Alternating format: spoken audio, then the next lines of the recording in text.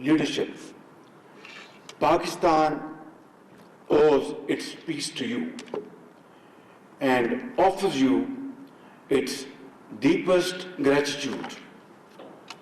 I also extend a special welcome to our guest officers from brotherly and friendly countries, and I would like to say a sentence. أخوان الكريم من البلاد الإسلامية طبعا من المملكة السعودية والعراق، أهلا وسهلا ومرحبا بكم. أنتم ضيوف لكن إخوان شقيق. Alhamdulillah. Your presence here is a reflection of the excellent ties that we are privileged to enjoy with our friendly countries. Let me commend the Commandant of this great seat of learning for maintaining the highest standard of training and extend my heartiest congratulations to the course participants for the successful completion of your training. Ladies and gentlemen, today the threats we face are no longer limited to conventional battlefields. They are multifaceted, ranging from kinetic warfare to cyber attacks, economic coercion to disinformation campaigns and hybrid threats that challenge both our borders and our ideological frontiers.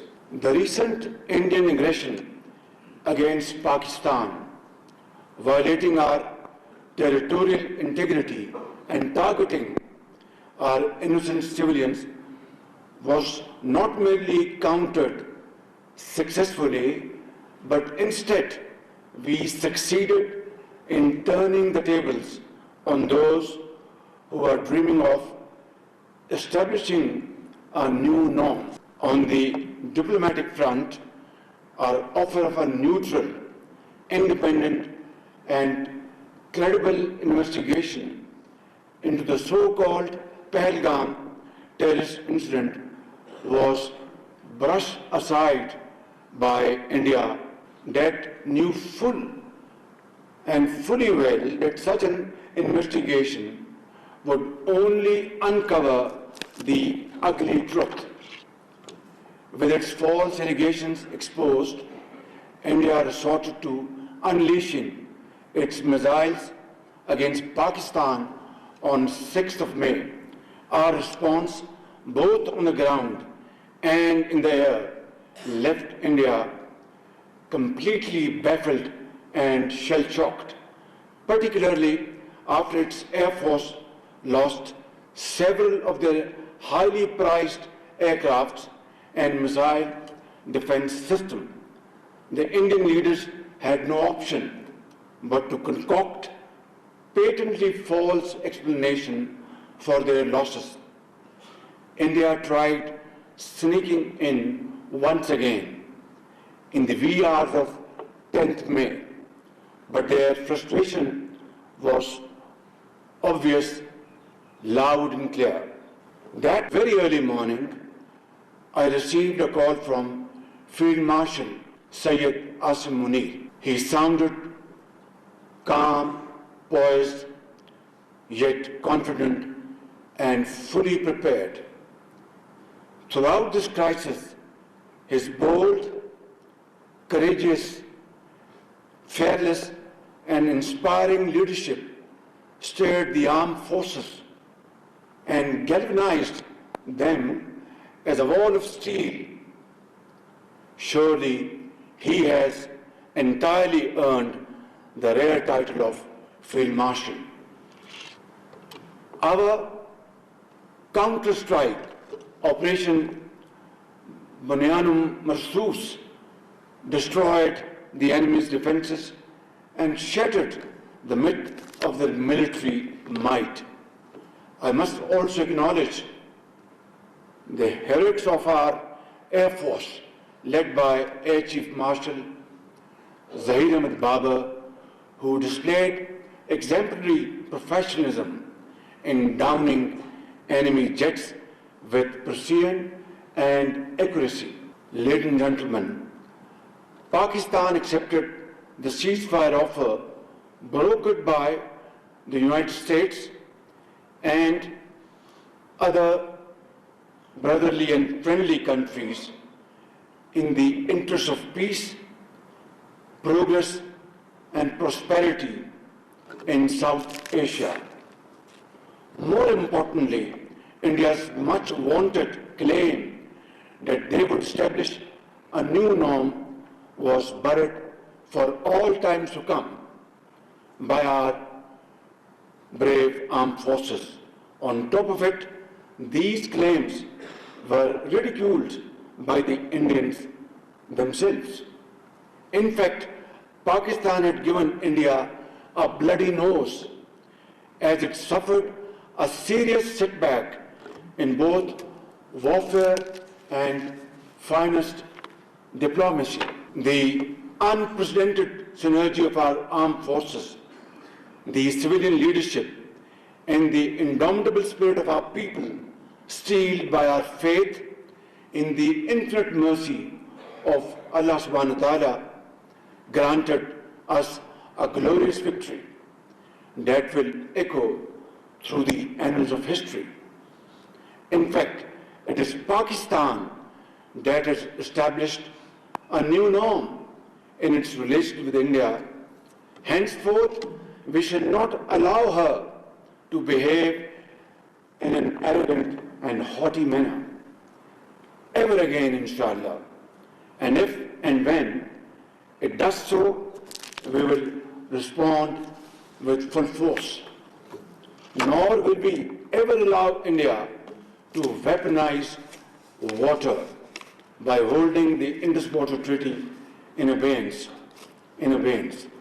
This is an absolute red line for us. I must mention, and without mincing words, that while we have succeeded on the military front, Pakistan continues to face major challenges in the fields of economy and governance as well.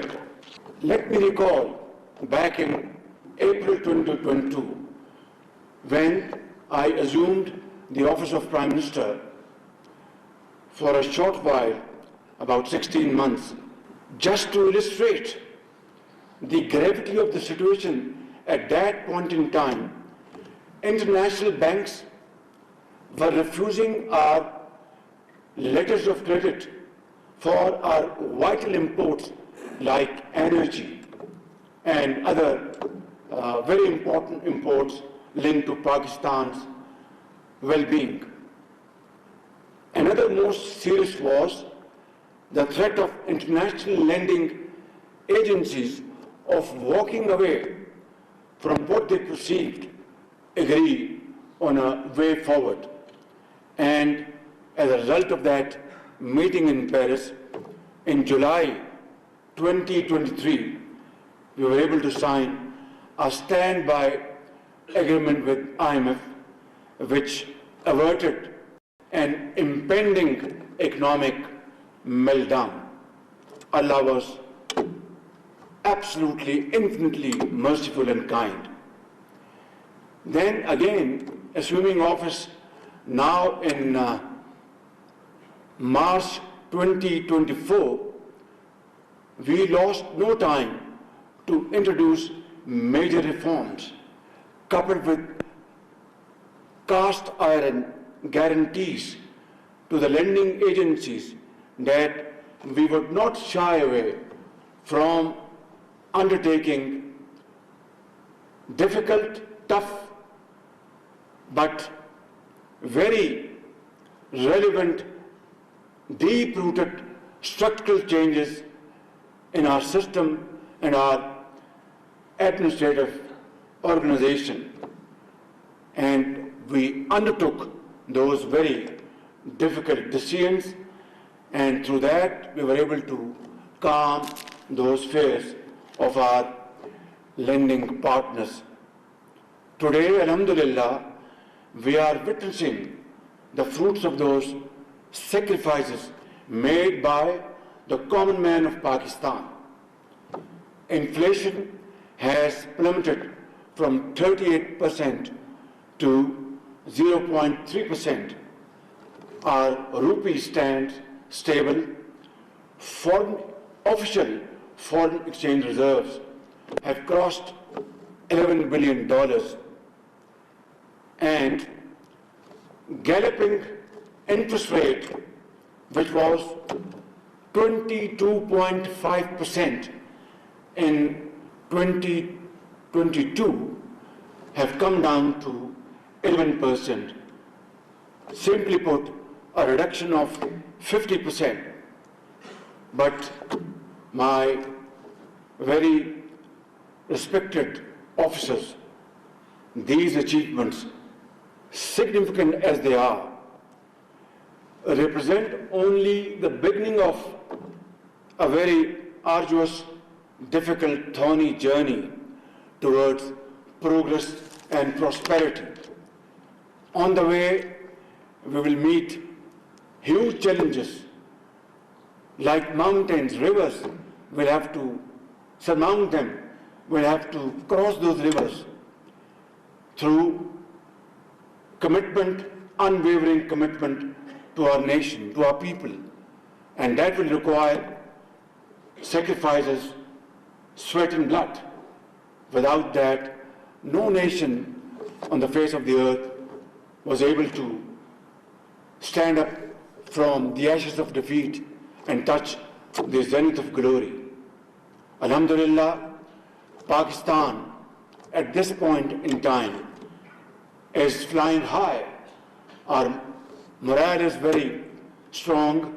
Our armed forces, with Allah Almighty's blessings and your wonderful, excellent professionalism and the nation's total support behind you, we have won a war against an enemy which was, in the eyes of our detractors, was unthinkable. But we have converted this unthinkable into a reality. And that is, I think, our finest hour in our history. But now is the time to use this moment and convert this moment into something this nation has been longing for, praying for, that when that hour would arrive, when Pakistan's economic progress and prosperity would be not only witnessed by them, enjoyed by them, but the world at large would stand up and respect Pakistan's grit and its hard work and its infinite efforts to achieve a point for which this country was carved out under the leadership of Quaid-e-Azam Muhammad Ali Jinnah, and sacrifices of millions of people who crossed rivers of blood on the way. They lost everything in terms of human lives and properties in this ardent hope that we will reach our destination, Islamic Republic of Pakistan, carved out of India with these great sacrifices, and they will enjoy a life according to their hard work, merit in the society. 77 years down the line, my very honorable professional soldiers, that dream has yet to be realized. But as they say, it is never too late. This is the moment has arrived. It's all up to us to catch this moment and convert into a success story unparalleled in the annals of history. Difficult, but not impossible. I can guarantee you, by the grace of God, it only requires, we have everything in this country. Allah Almighty has blessed us with these great brains, courageous faces sitting in this room, and all over the country. Great talent, engineers, doctors, scientists, land, very fertile land, and natural resources. What we lack is the will to do. If we can really capture this moment, I can guarantee you, not only we will compensate for the losses of the past, but we'll have glorious future, and our posterity will be grateful to all of you and to all of us.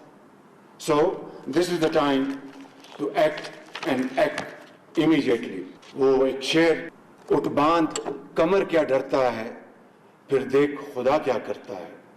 मैं समझता हूँ कि ये वो मौका है कि जिसे आज पूरी कौम को इंतजार था. I will just highlight a few indicators that as compared to last year, our revenue collection is more than 28% than last year.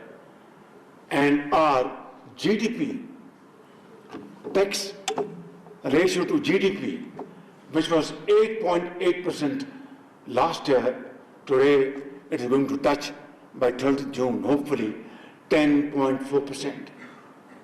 But although it is highest in the last 6 years, but it's a long way to go. We have to touch at least 15% if we have to have meaningful growth, development in the four nook and corner of Pakistan. My wonderful officers, I'd like to mention a few humble achievements this government has made in the last 14-15 months. Through our joint efforts, we have shown zero tolerance for corruption. And I'll cite you only one example. Federal Board of Revenue, less said the better.